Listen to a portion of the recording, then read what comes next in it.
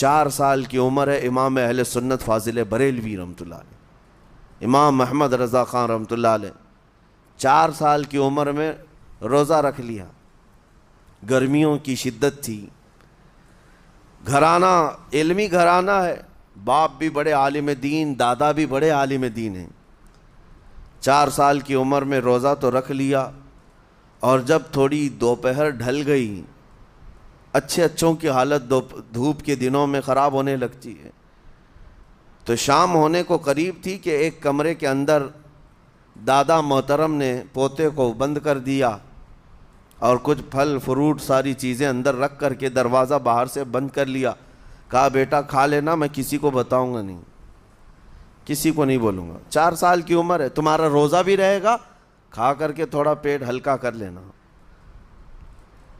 تو یہ دروازہ بند کر کے دادا محترم چلے گئے۔ کافی دیر کے بعد دروازہ کھلا تو وہ پھل فروٹ ویسے کے ویسے ہیں، بچہ ویسے ہی بیٹھا ہوا ہے۔ امام احمد رضا رحمۃ اللہ تعالیٰ علیہ 4 سال کی عمر کی بات کر رہا ہوں، دادا نے آ کر پوچھا بیٹا کھائے نہیں؟ دروازہ بند کر لیا تھا۔ تو 4 سال کی عمر میں مولانا امام احمد رضا کہنے لگے کھا تو لیتا، لیکن ہر گھڑی میرا مولا تو دیکھ رہا ہے، جس کے لیے روزہ رکھا وہ تو دیکھ رہا ہے۔ یہ ہے تقویٰ، یہ ہے خوف خدا، کہ اگر یہ کسی کے دل میں بیٹھ جائے، اسے لوگوں کو دکھانے کی یا لوگوں کے اسے دیکھنے کی کوئی ضرورت ہی نہیں۔ میرے عزیزو، تقویٰ حاصل کرنے کا یہ اتنا بہترین راستہ ہے، اتنا بہترین راستہ ہے۔ آپ روزہ ہیں، کس کو پتہ ہے؟ میں روزہ ہوں، کس کو پتہ ہے؟ یہ راز ہے میرے اور اللہ کے درمیان۔ آپ روزہ ہیں، یہ راز ہے آپ کے اور اللہ کے درمیان۔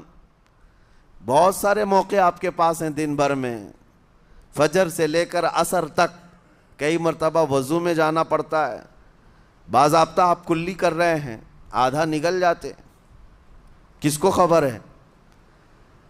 یا کہیں چھپ کر کے کوئی ہلکی سی چیز چبا لیتے، کس کو خبر ہے؟ اس لیے کہ یہ اندرونی معاملہ ہے، راز ہے۔ آپ کھا رہے ہیں پی رہے ہیں یا نہیں کھا رہے ہیں نہیں پی رہے ہیں، یہ کوئی دوسرا نہیں کہہ سکتا۔ آپ کے اور آپ کے اللہ کے درمیان یہ راز ہے، اور آپ بچے ہوئے ہیں۔ حلق سوکھا ہے شام کے وقت، اور پیٹ بھی پیٹ سے لگنے آ جاتی ہے۔ کام کرنے والے جانتے ہیں کہ شام ہوتے ہی روزے کا اثر کس قدر ظاہر ہوتا ہے۔ کام کرنے والوں کو زیادہ اثر پڑتا ہے، اے سی میں سونے والوں کو روزہ کہاں پتہ چلتا ہے۔ لیکن اس وقت بھی وہ نہ پانی کا ایک قطرہ حلق میں ڈالنا چاہتا ہے، نہ کوئی چیز چھپ کر کے چبانا چاہتا ہے۔ مجھے بتاؤ میرے عزیزو، کیوں اپنے آپ پر یہ تکلیف اور اپنے آپ پر یہ زیادتی کر رہے ہو؟ آپ کو اندازہ ہوتا ہے یہ میں زیادتی نہیں کر رہا، نہ ہی اپنے آپ کو تکلیف میں ڈال رہا ہوں، یہ میرے رب کی رضا ہے، میں اسی پر قائم ہوں۔ اسی لیے فرمایا گیا کہ جب افطاری کا دسترخوان بچھتا ہے اور پہلے ہی آ کر کے لوگ بیٹھتے ہیں، اور یہ سنت بھی ہے، ایسے نہیں کہ بھاگتے بھاگتے آپ آئے، وقت ہوا کھجور لیے اور کھا گئے۔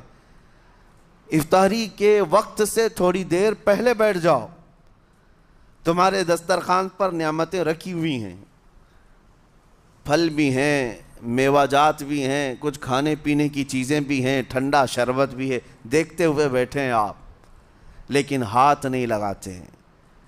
انتظار ہے وقت کا کہ ادھر سورج کے غروب ہونا ہے اور میری افطار ہونی ہے، اعلان سنتے ہیں، اذان سنتے ہیں، اس کے بعد آپ اٹھاتے ہیں، لیکن اتنی دیر تک آپ خاموش بیٹھے ہیں دسترخوان کے پاس، سارے لوگ دیکھتے رہتے۔ یہ وہ منظر ہے جس کو فرمایا گیا رب ذوالجلال بھی اپنے بندوں کو دیکھ رہا ہے، رب تبارک و تعالیٰ بھی دیکھ رہا ہے اپنے بندوں کو، اور سارے فرشتوں کو بلا کر میرا مولا اعلان فرماتا ہے یہ میرے بندے ہیں، دیکھو یہ شام کا وقت ہے، ان کے حلق سوکھ چکے ہیں، ان کے پیٹ میں بھوک کی شدت ہے، اور ان کے سامنے اچھی نعمتیں پڑی ہوئی ہیں۔